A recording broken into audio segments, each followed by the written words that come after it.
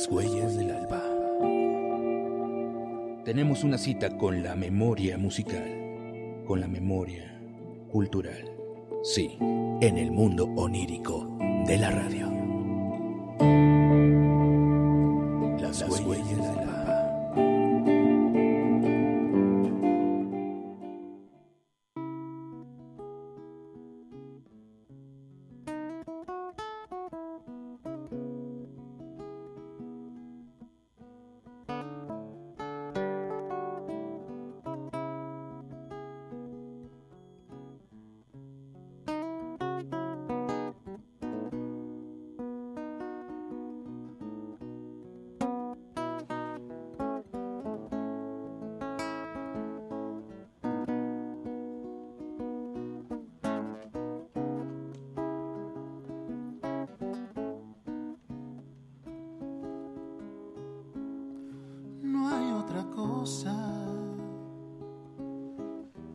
En la lejanía,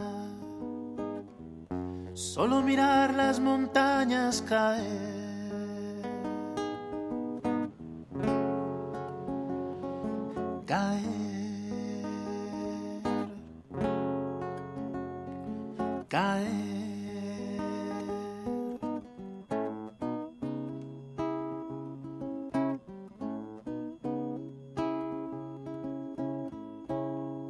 Hoy te siguen los comandos asesinos educados por otros locos.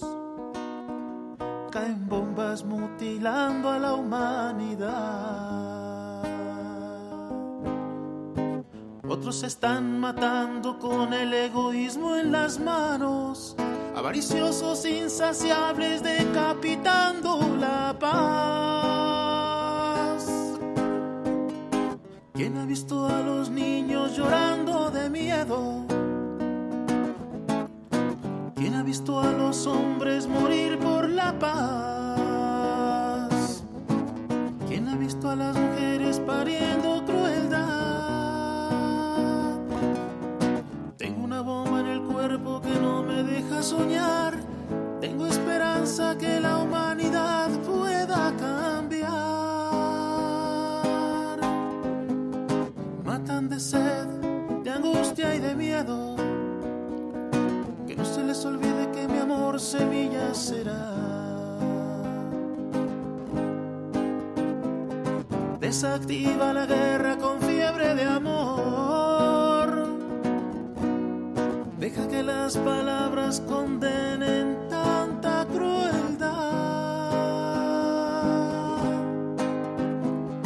Quiero vivir como las olas del mar, que suben y bajan con tanta felicidad. Quiero vivir como las olas del mar, que suben y bajan con tanta felicidad.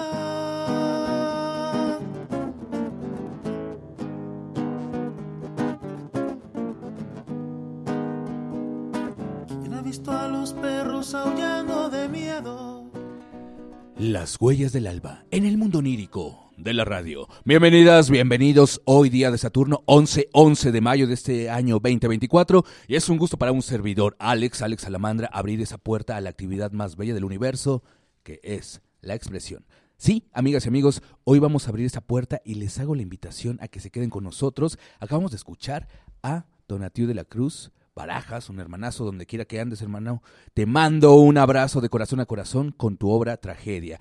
Y propiamente vamos a estar hablando de un tema muy importante, bello.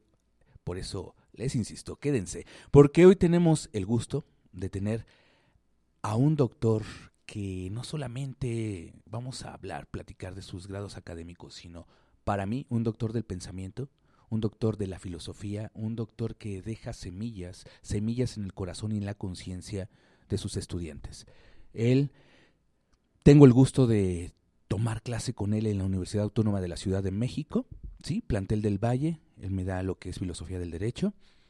Y bueno, voy a platicarles rápidamente sus credenciales. De entrada, él tiene estudios de habilitación, grado académico superior al doctorado en Alemania.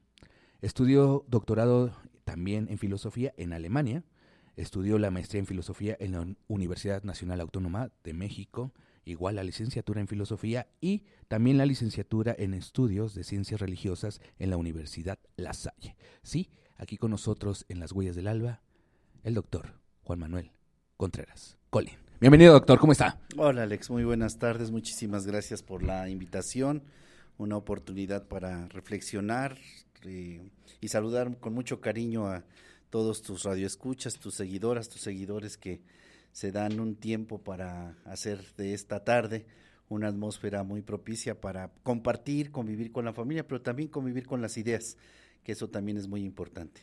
Perfecto, doctor, pues para nosotros es un gusto, sobre todo en este mes de mayo que le estamos dedicando a hacer esa parte de la reflexión, ese trabajo de las ideas, ese trabajo de la conciencia y sobre todo hablar de nuestra universidad amada, ¿sí? Que es la UACM, y propiamente para nosotros es un gusto, por eso le reservamos este espacio, su espacio, que desde hoy sea la primera de infinitas veces que nos venga pues a dar ese panorama, que abra esa puerta de la filosofía, esa puerta sobre todo del sentido crítico, el sentido político. Y voy a abrir con eso, doctor, hacerle una pregunta.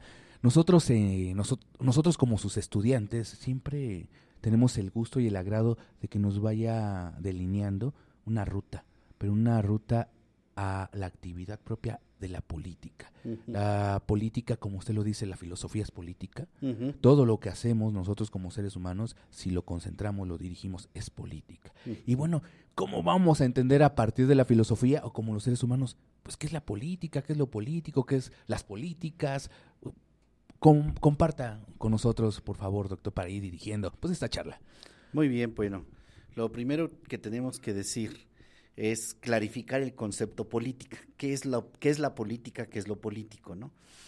A veces ya todas y todos los seres humanos sabemos, tenemos experiencia, tenemos conocimiento, y a veces los conocimientos que tenemos nosotras y nosotros nos remiten a experiencias, y a veces las experiencias que tenemos no son lo mejor deseables esas experiencias. Ese es el caso que ocurre con la política. La política como tiene que ver con la voluntad y con la capacidad de orientar esas voluntades, tiene que ver con el poder. Entonces, quien descubre eso, que puede ser capaz de orientar la voluntad del otro, está ejerciendo una relación de poder. Y nosotros y nosotras cotidianamente, tú cuando les decías a tus radioescuchas, les decías, quédense con nosotros. Estás orientando la voluntad de ellas, de ellos. Le estás diciendo, vale la pena quedarse un momento. Miren, yo les hago una presentación del profesor que les llame la atención para que se queden. Eso se llama orientar voluntades. Yo siempre digo que no podemos no orientar voluntades. La mamá cuando le dice al niño, pórtate bien, mijo, porque si no, va a haber tal sanción. Está orientando la voluntad la mamá. El cura, el pastor, el rabino, el imán de cualquier tipo de religión, todo el tiempo se la pasa orientando voluntades. Cuando dicen no roben, respeten al prójimo, etcétera, están orientando nuestra voluntad. Entonces, ese orientar voluntades, esa es política. El sentido más general de la política es el arte, ya si nos ponemos, digamos, más sutiles, el arte de orientar voluntades. Porque no es lo mismo que yo te amenace con un palo, diciéndote, haz esto, que te persuada de que lo hagas sin necesidad de recurrir al palo. Entonces, hay maneras distintas de entender lo que es lo político. Eso es lo primero. Entonces, no podemos no hacer política en ese sentido. Ahorita yo, con lo que estoy diciendo, te estoy queriendo persuadir a ti y a nuestros radioescuchas que consideren como razonable lo que yo estoy diciendo, o sea, les estoy orientando su voluntad. Por eso tienen que sospechar todo el tiempo de nosotras y de nosotros, y de ustedes como comunicadores, de nosotros como académicos, con los que hacen el oficio de la política profesional, pero también de quien nos quiere vender, por ejemplo, en la calle, un gansito, por no estar haciendo publicidad, sí. Pero lo que quiero decir es que todo el tiempo estamos orientando voluntades. Y si lo vemos en ese sentido, es muy fuerte la política entonces, porque entonces hay niveles de orientación de política, desde lo más cotidiano doméstico de la casa. Mi hijo, te quiero mucho, cuídese y lo esperamos aquí en la noche cuando regrese, debe estudiar. Hay allí una orientación de voluntad, pero también hay una orientación de voluntad ahorita que estamos en el proceso político macro, en el próximo proceso de elecciones, nos están queriendo persuadir que la propuesta que tienen los diferentes partidos políticos, la asumamos los ciudadanos y las ciudadanas como pertinentes, como racionales, como incluso justas y necesarias. Entonces, ¿qué están haciendo esas personas? Política. ¿Qué estoy haciendo en este momento yo? Política. ¿Qué haces tú cuando nos invitas a que nos quedemos y escuchemos el programa? Política. No podemos no hacer política, diríamos como en el caso de la teoría de la interpretación. Así como no podemos no interpretar, todo el tiempo estamos interpretando, desde la perspectiva política diríamos, no podemos no hacer política. Hasta el que dice que no hace política, hace política de que no quiere hacer política. Entonces, ese es lo primeritito que podríamos decir, ¿no? Ese es un tema. Y el segundo tema es que cuando persuadimos al otro, a la otra, yo te decía hace un momento, hay modos, hay formas. Y en política, fondo es forma y la forma es fondo. Tan importante es lo que comunicamos como tan importante es cómo lo comunicamos. Entonces son dos tiempos. El tiempo del contenido que comunicamos, justicia, libertad, democracia, respeto, reconocimiento, amor, comprensión y ternura, ese es el contenido de la política, y el cómo, con mentiras, con chantaje, con manipulación, con venta de tarjetas, con comprar el voto, etcétera, o persuadiendo, convenciendo, argumentando y fundamentando por qué este modelo de política, de país, de organización, es el mejor posible para todas y todos, porque ve el bien común de la comunidad política o ve lo que decimos en las clases muchas veces. Tus radioescuchas, les voy a compartir un poco lo que hacemos en clase.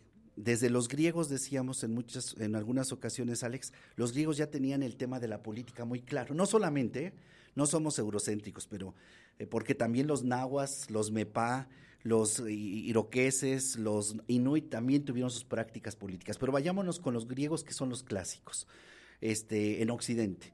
Los griegos decían que había dos formas de hacer política. La política que cuida el bien común, eso se llama lo politikoi, de ahí viene la palabra política, pero también hay política o voluntades que no buscan el bien común, que buscan el bien personal, individual, aunque lo presenten como el bien común, y decíamos esos son los idiotas, los idiotes. Entonces tenemos los politikoi, que ponen por frente el bien común, el bien de la comunidad, el bien de todas y todos, y hay quienes ponen el bien particular, que particular en griego se dice idiotikos, idiotique, idioticón, es un adjetivo. Entonces el idiota es aquel, o la idiota es aquel que no conoce el arte de vivir en comunidad porque no ve el bien común, sino que pone y antepone su bien particular, personal, como lo más importante. Y entonces tú ya aquí ya el auditorio, nuestros radioescuchas estarán pensando, claro, yo conozco a muchos políticos idiotas, o sea, que anteponen su interés privado, el de su grupo, el de su equipo, el de su propia proyección personal, como si fuera el de toda la comunidad política. Y ahí viene lo que se llama la corrupción de lo político. Este es para un primer saque, mi querido Alex, en relación a la política. Perfecto. Y eso también para estarnos situando y desde luego abriendo esa parte de contexto, porque usted ya lo dijo, doctor, y me gustaría también aprovechar el tiempo que tenemos aquí con usted para ir a ese lado, a esa parte. Sí, la filosofía propiamente nos propone reflexionar, pensar, criticar, desmenuzar, observar, acercar la lupa, pero en un ámbito real. La filosofía política es práctica, ¿no? Es material, vamos, la tocamos. Y nosotros como mexicanas y mexicanos estamos a unos días, ya ni siquiera meses, o sea, a semanas de nosotros tomar una decisión democrática, política, para los próximos 6 años. 6 años, y no solamente en el Ejecutivo, sino en los próximos 13 en el Legislativo, en algunas demarcaciones, alcaldías, en otras partes. Y es importante hablar estos temas propiamente porque lo vemos como alejado, ¿no? Muchas veces, o lo vemos en un contexto de, yo estoy a favor de estas ideas partidistas, estas otras, pero no solamente eso es política. O sea, la democracia que nos representan no es la única manera de hacer democracia, no es la única manera de conectarnos. Por favor, platíquenos de eso, doctor. Sí, tienes toda la razón en lo que acabas de mencionar. La política no se restringe al escenario, como diría nuestro querido profesor Enrique Dussel, al campo de lo externo. También lo interno tiene que ver con la política. Tan es así que tú acabas de mencionar el tema de la democracia. La democratización no solamente es en el espacio de lo público, también en el espacio de lo doméstico. Allí es donde empieza realmente el plano de la formación de un ciudadano, de una ciudadana.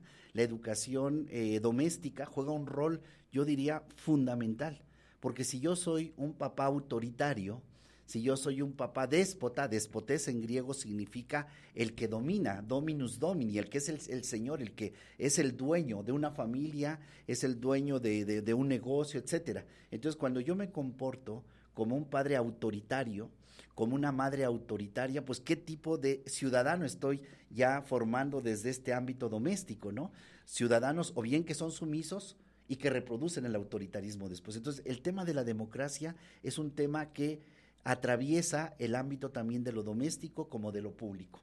Desde la casa podemos nosotras y nosotros asumir actitudes de respeto, de reconocimiento, incluso de disidencia dentro de los mismos acuerdos que vamos construyendo en familia. Y allí tener la capacidad de escucha, de diálogo, de respeto, de reconocimiento al hijo, a la hija, que piensa distinto a mí por su formación, por sus amistades, por lo que escucha. Pongamos el tema del propio radio como un elemento de educación y de orientación de voluntades políticas.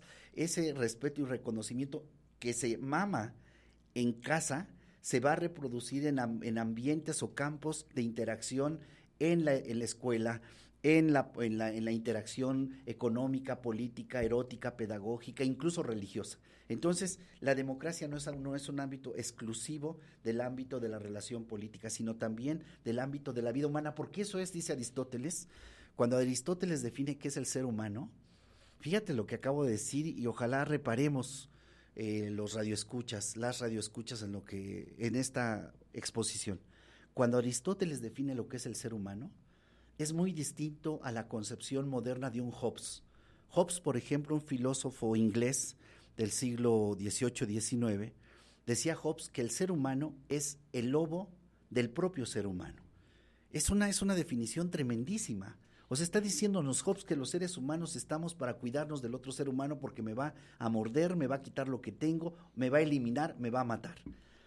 ¿Qué concepción de comunidad, de sociedad, de familia estamos construyendo con esa visión hobbesiana, por ejemplo? Y es lo hegemónico, es lo contemporáneo. Aristóteles va en otra ruta.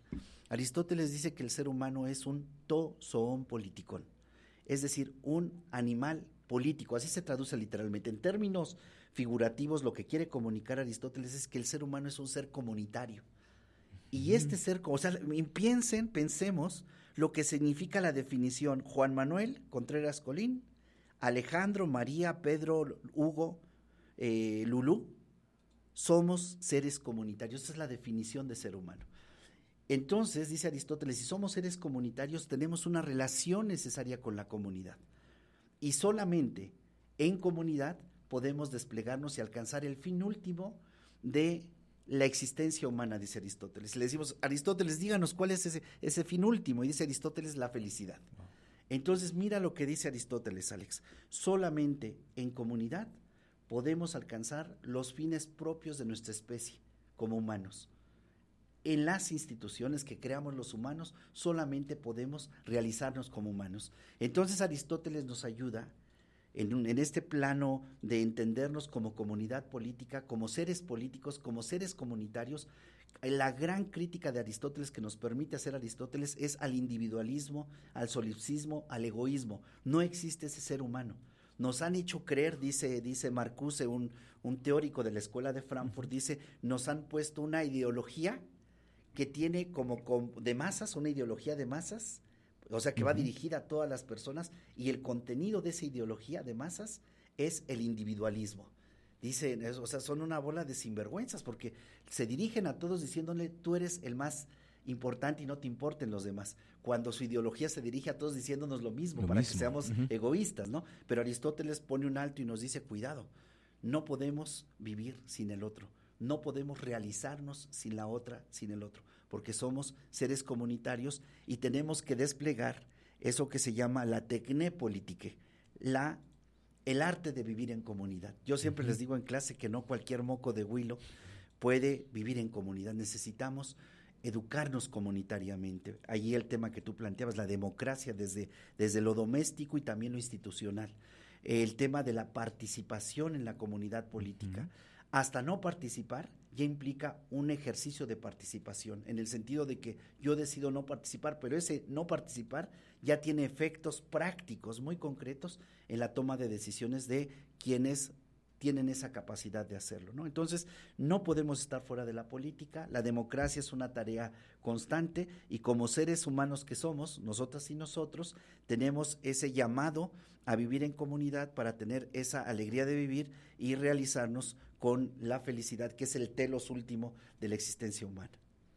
Hablando de estos grandes filósofos, como exactamente usted no lo indica, doctor, ese animal político, ese animal social, ese animal común, comunitario que propone el gran Estajirita, se ha ido diluyendo a través de los siglos, de los años, de las ideologías, sobre todo cuando llega la modernidad. Usted nos lo mostró, ¿no? Esta parte de cómo llega y se empieza a diluir eso común y se empieza a hacer prácticamente en células, ¿no? En células individuales.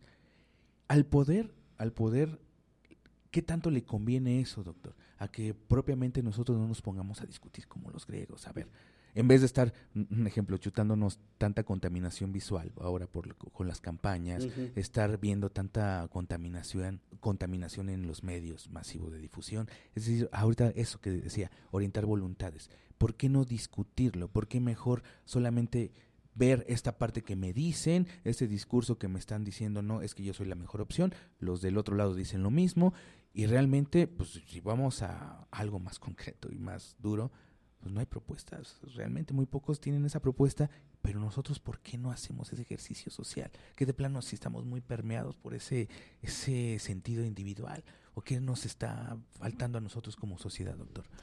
Sí, yo creo que tenemos que tomar también como conciencia crítica de que sí hay contenidos, hay muchos, es más, es al revés, hay tantos contenidos que incluso no podemos distinguir, ya pareciera que todo es igual, de tantos contenidos que, esa es la palabra, nos saturan de tal forma que empezamos casi a ver todo igual. Ahí está la capacidad de espacios como este, que nos ayuden a hacer un alto. Esto que los griegos llamaban epogeno, como una suspensión de juicio. A ver, como engarrótenseme ahí todos. Y nos quedamos así, a ver, ¿qué está pasando? ¿Cómo llegamos aquí? Y entonces, hacer un alto y ponernos a reflexionar, ¿por qué tiene que haber tanta propaganda? ¿Por qué tiene que estar descalificando al adversario? ¿Por qué pasa por la descalificación y no por la valoración objetiva de las propuestas que está haciendo incluso mi adversario? Porque yo, para poder desmontar críticamente a mi adversario, tengo que conocer lo que está proponiendo, qué está proponiendo, cómo lo está proponiendo, por qué lo está proponiendo. Entonces, sí hay mucha información, creo yo, y ahí tenemos que tener espacios como este que nos permitan hacer un alto y reflexionar e ir viendo en medio de tanto ruido, en medio de tanto efecto que hay, qué es el fondo, qué es lo que está de fondo. Y sí nos vamos a dar que sí hay proyectos de fondo distintos. Y allí nosotras y nosotros tenemos que saber por qué me identifico yo con tal proyecto, pongamos así, digamos, un proyecto de izquierda o un proyecto de derecha. ¿Por qué yo me identifico con la lucha por la cristalización de nuevos derechos? ¿O por qué yo me pronunciaría por la negación de derechos a actores políticos distintos? O sea, eso es lo primeritito que tendríamos que hacer, porque es parte de nuestra responsabilidad, porque somos parte de esta comunidad política que se llama México. Y la responsabilidad que tenemos primero es como ponernos los pies sobre la tierra y decir, ¿dónde estoy pisando yo? Gramsci va a decir, un gran filósofo italiano del siglo XIX, ya ha entrado el siglo XX, con una gran discusión, toda la primera parte del siglo XX, Gramsci va a hablar de bloques sociales. En la sociedad que vivimos hay bloques, hay sectores que defienden ciertos intereses a favor de unos y otro grupo que defiende intereses a favor de otros. Entonces hay que ver dónde estamos situadas nosotras y nosotros. cuál es nuestro lugar de enunciación, decíamos, ¿no? Y con base en ese lugar de enunciación, en ese lugar que ocupamos, darnos cuenta cómo con nuestras actitudes, nuestros comportamientos, nuestras maneras de ser y de relacionarnos, es decir, con nuestra práctica política, vamos haciendo espacios, ideas, comportamientos a favor de un sector, o vamos haciendo ideas, actitudes, comportamientos a favor de otro sector. Entonces, el problema es que pensamos nosotros muy ingenuamente, la mayoría de las personas pensamos que nuestra práctica cotidiana es irrelevante. Mira, hoy estaba leyendo a Heidegger en la mañana, y Heidegger dice que la condición existencial, o sea, el simple hecho de existir, ya nos está a nosotros y a nosotras constituyendo un mundo. Y tiene toda la razón, porque nacemos en una cultura, en una lengua, en una familia, en un estado, en una determinada condición socioeconómica. Ese ya es nuestro mundo, y ese mundo ya nos va constituyendo. Entonces, cuando ya llegamos a una edad de autoconciencia, de crítica, tenemos que pasarle el cepillo a contrapelo a todo eso, diría Walter Benjamin, ¿no? Porque si no le pasamos el cepillo a contrapelo, yo puedo estar reproduciendo con todo lo que he estudiado, puedo estar reproduciendo prácticas machistas, clasistas, racistas, pensando que eso es natural. Pero cuando ya me muevo de lugar, y entonces digo, ¡qué barbaridad! Yo ahora me doy cuenta que soy un racista, un clasirracista, a pesar de que el color de mi piel es muy moreno, casi tirándole afromexicano, y aún así tener la blanquitud epistemológica, la blanquitud de las ideas, y comportarme como si yo fuera, no sé, por poner un nombre, ¿quién quieres? Alguien que le llame mucho a los hombres y a las mujeres de nuestras edades, un Luis Miguel, nada más por poner un nombre. No soy eso.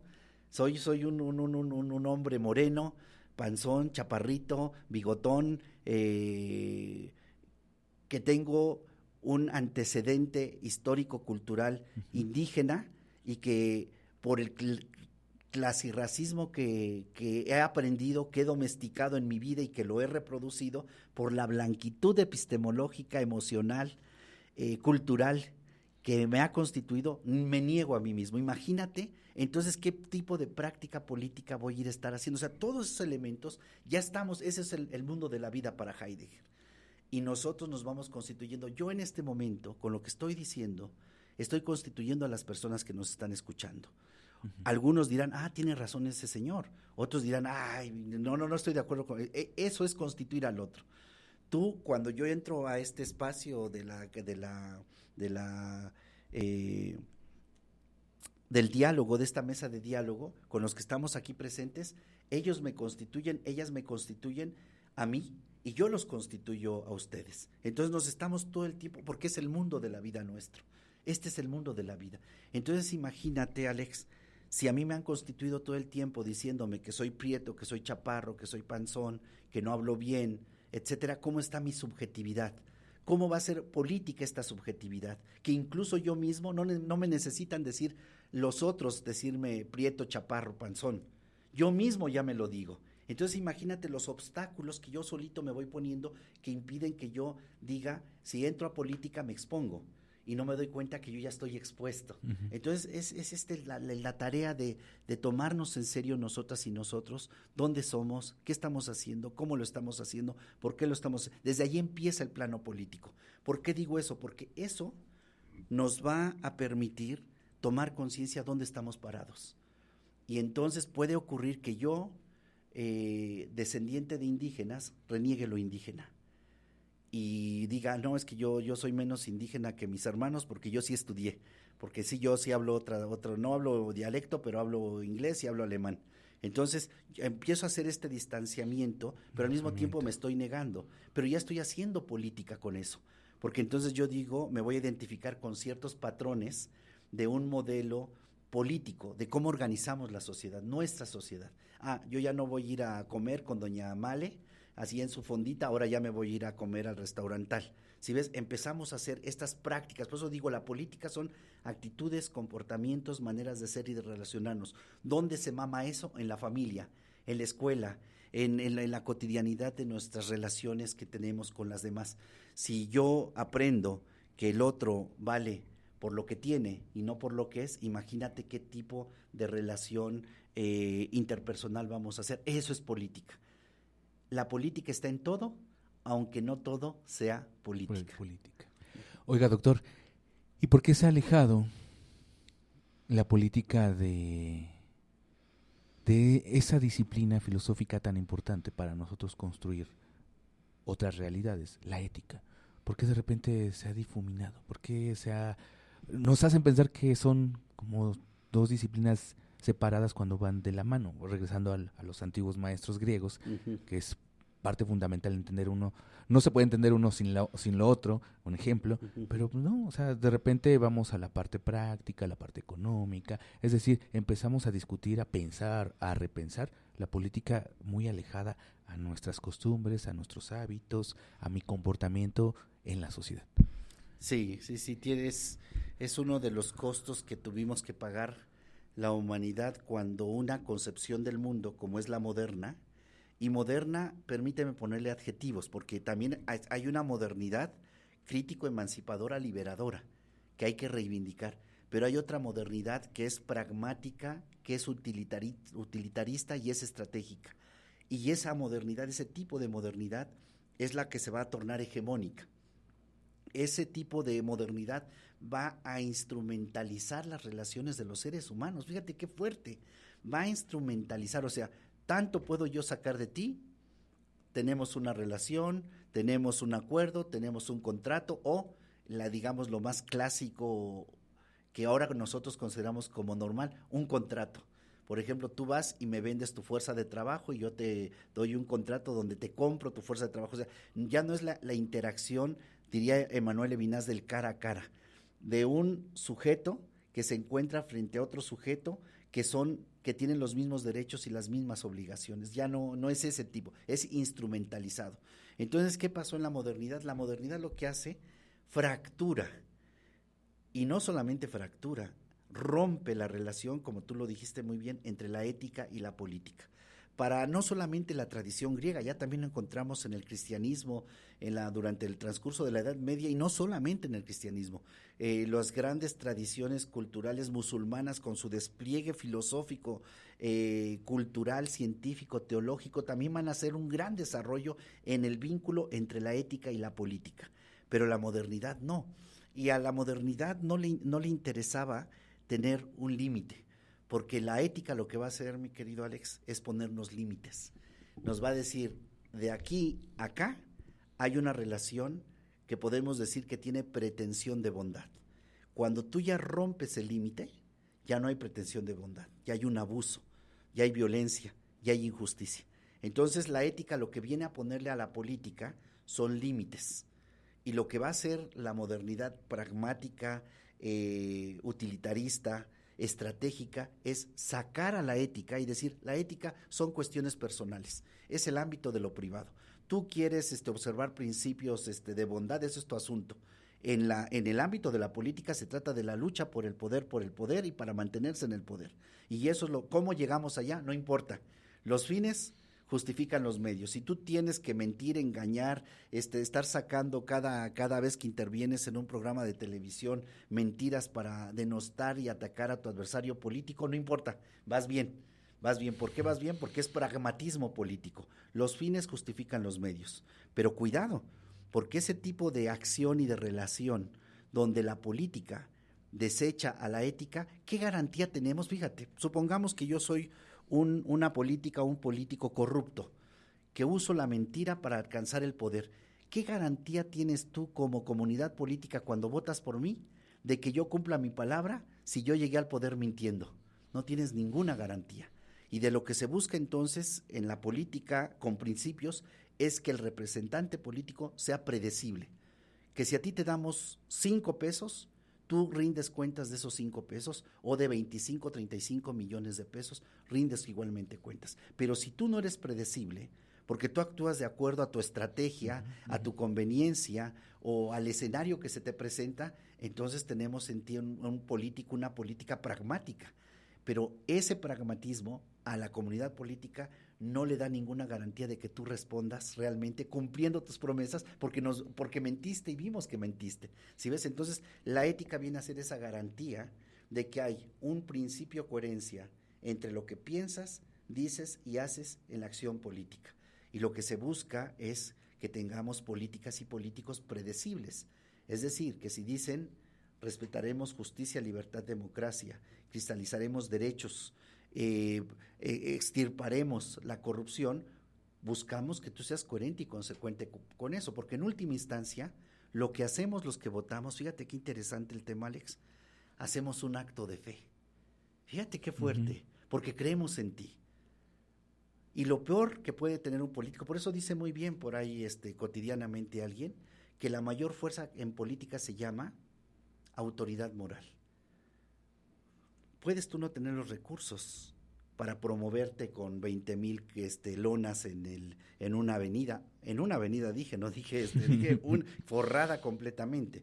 Puedes tener muchísimo dinero para financiar tus comerciales y todo, pero si no tienes autoridad moral, es decir, no creemos en ti, pues haremos el juego de la simulación, donde tú simulas que vas a cumplir y yo simulo que creo en ti, ¿no? Pero entonces ese tipo de política nos está llevando al suicidio colectivo.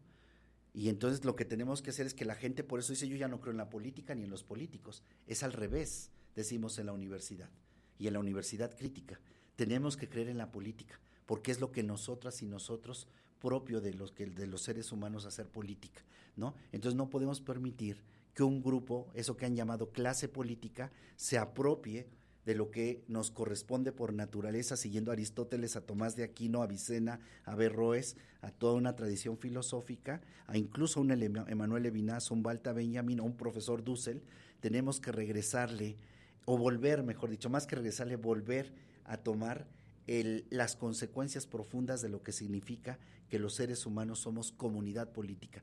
Porque, Alex, la ética a la que tú nos acabas de recordar y que se plantea en la relación con la política es la que toma a los seres humanos como fines en sí mismos. La ética en sentido profundo toma a los seres humanos como fines en sí mismos y a las comunidades que conforman esos seres humanos. Fíjate que eso no solamente es de un Kant, por ejemplo. Eso también ya lo había planteado muy bien, muy claramente el güey Tlatoani Tlamatini de Texcoco, Nezahualcóyotl, cuando dice en un poema que generalmente se le atribuye a él: amo el canto del cenzontle, pájaro de 400 voces, amo el color del jade y el enervante perfume de las flores, pero amo más a mi hermano, el ser humano. Pero mira lo que dice Nezahualcóyotl, la profundidad. Tú tienes unos radioescuchas, un público, unos sujetos particulares, porque tienen mucha sensibilidad al respecto. Decir, amo el canto del cenzontle. Canto en náhuatl se dice inxochitl, pero inxochitl no solamente es canto, también es palabra. Cuicatl, el canto, pero no es cualquier canto, es el del cenzontle, el pájaro que más canta, o sea, el que tiene la capacidad de comunicar más, dice Nezahualcóyotl. Pero dice, amo el color del jade. El jade es color verde azul. Y para los indígenas nahuas, cuando alguien moría, le ponían una piedrita debajo de la lengua al difunto, porque el difunto nunca muere. No, la muerte para el mundo indígena no es un se acabó, al contrario. El muerto sigue viviendo y sigue haciendo trabajo, sigue trabajando. Dice Juan Diego en el diálogo con Tonantzin Guadalupe, cuando están en el Tepeyacac, le dice Juan Diego, venimos a hacer el trabajo de nuestra muerte. Y le dice Tonantzin, no solo, también el de la vida. O sea, muerte, vida, van de la mano. Entonces, el jade es la expresión de la vida. Dice Nezahualcóyotl, y amo el color verde del jade. Pero después dice Nezahualcóyotl, y el enervante perfume de las flores. El enervante, o sea, imagínate lo que me puede transportar y me puede a mí dar una sensibilidad tal que me pueda yo percatar de lo que realmente es. En términos filosóficos, lo que está diciendo Nezahualcóyotl, lo más importante para los indígenas era Inxochitl Incuicatl, la flor y el canto, es lo que está diciendo Nezahualcóyotl. más importante que eso divino, dice Nezahualcóyotl, es el ser humano. Aún así. Y Wow, fíjate, sí. pero mira cómo coincide Nezahualcóyotl con otro gran filósofo que se llama Yeshua ben José, un rabí, un maestro del siglo I en Israel. Lo que ahorita lo está pasando en este asesinato y este exterminio que se está dando por parte del sionismo intolerante y asesino con los palestinos, ¿no? Bueno, en esas tierras han vivido profetas excepcionales, para vergüenza de quienes están ahora dirigiendo eso.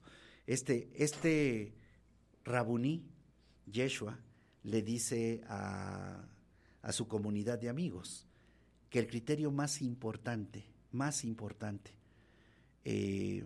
para la resurrección, recordemos a Osiris, el libro de los muertos egipcio, el criterio más importante para resucitar, fíjate qué cosa, es el dar de comer al hambriento, el dar de beber al sediento, el vestir al desnudo una barca al extranjero, porque si no se muere en Egipto, y al más vulnerable ayudar. Es lo mismito que dice Nezahualcóyotl. Más importante que lo divino es lo humano. Es más, la condición de salvación en lo divino es lo humano. Y lo que dice Yeshua en comunidad, y lo que dice el Tlamatini y Nezahualcóyotl en comunidad. No nos vamos a salvar solos, Alex, y no vamos a gobernarnos solos. Tenemos que gobernarnos como comunidad política y tiene que tener un vínculo con la ética. Una política sin ética es pragmatismo, es utilitarismo, es violencia en última instancia, es la lucha por el poder. Y como lo dijo muy bien ¿cómo se autodefine Buffett? Edward Buffett dice que es un filántropo. Mira nada más qué palabras usa el tercer hombre más rico del mundo. Dice que es un filántropo, un amante de los seres humanos como Nezahualcóyotl o como Yeshua. Lo mismito está diciéndote el tercer hombre más rico del mundo. Pero en su cinismo, o no sé si tendríamos que reconocerle su honestidad, dice Buffett que sí, que estamos en una guerra, que es su clase la que la hace, la rica, porque él dice, mi clase de los ricos, hacemos esa guerra y la vamos ganando. ¿Qué quiere decir esto, Alex? Que nos surge hoy más que nunca participar, tomar decisiones, pero tomar decisiones adecuadas.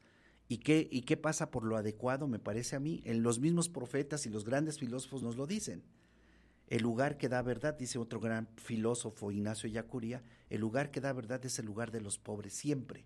¿Y por qué los pobres? Porque los pobres o los empobrecidos son la contradicción de un sistema que se propone democrático, no participan en la democracia. Justo, no se les practica justicia.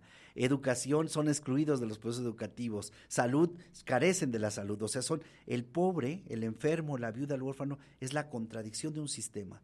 Por eso tenemos que hacer una práctica política distinta. En ese sentido lo puedo plantear yo, porque necesitamos recuperar la ética en la política. ¿Y en qué consiste la ética? Y con esto yo puedo cerrar esta intervención. La ética consiste en hacer prácticas críticas, Alex. Y allí tu pregunta, yo ya la veo venir, y bueno, ¿y qué significa la crítica, profesor? Entonces, si usted me está diciendo que la política necesita de la ética, y usted me está diciendo que la ética tiene que ver con la crítica, entonces, ¿qué es la crítica? Y la crítica, y allí tomamos otro gran teórico del siglo XIX, el profesor Hermann Cohen, que decía que la crítica consiste, y mira, parece que volvemos a cerrar el círculo para abrir la espiral, consiste en saber situarse. Mira, Alex, saber situarse es un conocimiento. Por eso la gente necesitamos formarnos todo el tiempo, porque es responsabilidad nuestra. Es nuestra responsabilidad. Dice Hermann Cohen, saber situarse en el lugar del pobre y desde ese lugar hacer el diagnóstico de la patología del Estado. Es una gran responsabilidad la que tenemos. Los espacios universitarios, los espacios de comunicación como este son responsabilidad ética que nos interpela, pero también en la familia tenemos responsabilidad, ¿no? Estar pensando quién es el más vulnerable en la familia y cómo lo apoyamos, estar pensando quién es el más vulnerable en la calle, de nuestra avenida o de nuestro sector y cómo podemos ayudarlo. Eso es una práctica política distinta Y creo que eso es lo que nos hace falta mucho para reconstruir, Alex, el tejido comunitario, que es en última instancia la condición de posibilidad, de toda posibilidad. Si nosotros tenemos un tejido comunitario sustentado, recreado en principios éticos de respeto, de reconocimiento, de escucha, de solidaridad, podemos decir que en nuestra calle, nuestras niñas, nuestras infancias y nuestras mujeres adultas mayores están seguras.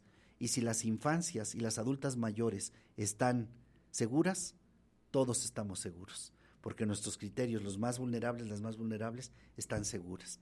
Entonces, por ahí va el vínculo entre la ética y la política. Te metiste un tema súper profundo. Sí. Y que nos faltarían más programas. Y por cierto, ya estamos llegando al final de esta emisión. Sin embargo, doctor, y aparte de agradecerle, quiero invitarlo a que siga, acorde también a su agenda, a sus tiempos. Lo vamos a invitar a este espacio, porque es muy importante. Nosotros proponemos esto, el diálogo, la intervención a través de la comunicación. Tenemos muchas cosas que hacer, construir en comunidad, y qué mejor con personas como usted, doctor, que venga y nos aporte y que construyamos a partir de ahí y que nos deje esa curiosidad, ese interés, sobre todo de seguir construyendo a través del conocimiento, a través del diálogo, a través de esto que es interactuar entre seres humanos. Así que sea la primera vez de infinitas veces. Hoy se nos hizo súper poco el tiempo para poder dialogar, porque pues nos consta a nosotros, sus estudiantes, que a usted le encanta construir y sobre todo eso, hacer práctico el conocimiento, hacerlo en diálogo, en aristas de respeto, pero sobre todo de construcción colectiva. Entonces, pues yo prácticamente lo invito. El mes que entra quiero invitarlo a Paisajes Humanos. Ya le haré llegar la fecha, bien, esperando que se adapte a sus tiempos, a su agenda. Pero antes de despedir, quiero agradecerle a Benjamín en los controles, desde luego a la maestra Ana Robledo, y los esperamos el próximo miércoles en Hecho y Derecho, en punto de las 16 horas por Orbe Network. Pero antes de eso, doctor, por favor, despida el programa y esperando que acepte nuevamente estar aquí con nosotros. Bueno, de entrada, pues ya digo que acepto, me da muchísimo gusto siempre tener oportunidad de compartir con las personas, es muy, muy importante. Nada más me gustaría cerrar, Alex, diciendo lo siguiente. La realidad es compleja, la realidad es desafiante, pero así como se nos presentan grandes retos, por no decir problemas, retos a enfrentar, también ya hay prácticas en nuestra comunidad política. Hay prácticas cotidianas de respeto, de reconocimiento, de ternura, de amor en las familias, cositas pequeñas pero muy valiosas. El hecho, yo veo esto, yo visualizo las personas que están escuchando el programa en este momento, quien los escuche después, y eso va formando comunidad. Y eso es lo que necesitamos, formar comunidades. Ese es el primer paso, pero también tenemos que pasar al otro momento, una comunidad crítica, es decir, una comunidad que piensa por sí misma. Entonces, decirle a la gente que sigamos construyendo comunidad. ¿Y dónde están esas prácticas? En lo cotidiano que vivimos. Cuando salimos a la calle saludamos a doña Chole, cuando vamos con don Benja del periódico y hacemos interrelación con él, pero también cuando nos esforzamos por platicar, dialogar de la mejor manera posible con papá, con mamá, con el hermano, con la hermana, y también saber decir, pues la riego, me equivoco, ofrezco disculpas, pido perdón y ayúdenme, y que nos ayudamos, porque pues arrieras y arrieros somos, en el camino andamos y allí nos vamos a encontrar. Muchas gracias. Muchas gracias. Aquí en Las Huellas del Alba, en el mundo onírico de la radio, estuvo con nosotros el doctor Juan Manuel Contreras Colín, y ya lo escucharon, vamos a seguir trabajando con él. Pero antes de partir por hoy, quiero recordarles que si sumamos un polvo, otro polvo y más polvos, vamos a hacer polvanera. Así que oro, miel y plumas de quetzal, siempre para todas y todos ustedes. Gracias. Las Huellas del Alba. Recuerda, el amanecer trae una oportunidad para que tu suerte esté en tus manos. Las Huellas del Alba.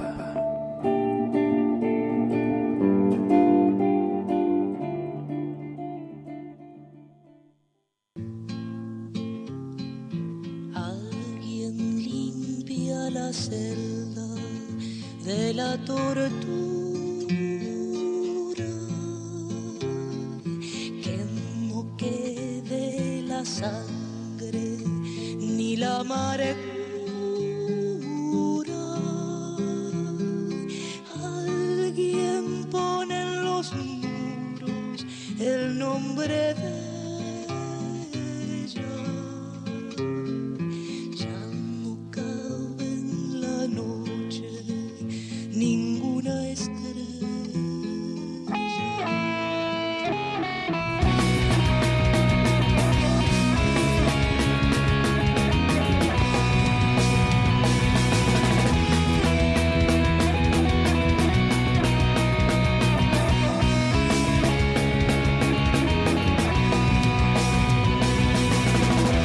Tiempo a compañera que no te escribía, pero ya de los carceleros me prohibieron lápiz y papel. Ya sé que esto no es un asalto al cielo, pero a mí me hace tan lejos, hasta allá, a tu lado y poder decirte te quiero con todo el corazón y con todos los huevos.